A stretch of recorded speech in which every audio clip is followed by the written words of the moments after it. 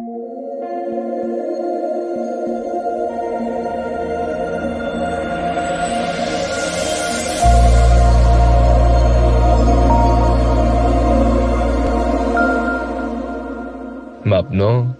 مسائل بنیادین نگرش اسلامی.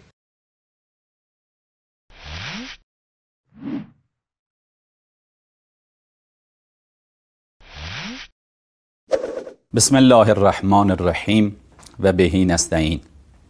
عرض کردیم یکی از ضروریات بحث در دین اسلام این است که پیامبری بعد از پیامبر اسلام نخواهد اومد و بحث خاتمیت مطرح شده. یه سوال مطرح میشه، پیامبر اسلام وظایف مختلفی داشت.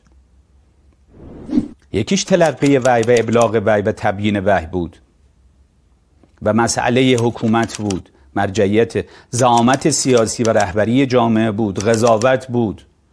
خب حالا مختلف شؤون پیامبر هم این وظایفی که پیامبر بر عهده داشت، حالا که قرار نیست پیامبری بیاد، پیامبر اسلام هم که از دنیا رفته، آیا خداوند برای بعد از پیامبرش هم فکری کرده یا فکری نکرده؟ یعنی این وظایفی که بر عهده پیامبر بود بر عهده چه کسی خدای متعال قرار داد؟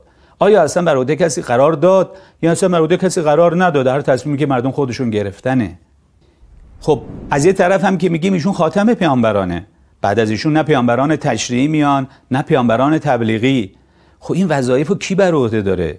آیا جامعه اسلامی و مسلمونا بدون یک جانشینی از سوی پیامبر میتونن به سعادت برسن یا نمیتونن به سعادت برسن؟ آیا خداوند برای این مسئله برنامه‌ای داره؟ آیا به این برنامه‌اش اعلام کرده یا نکرده؟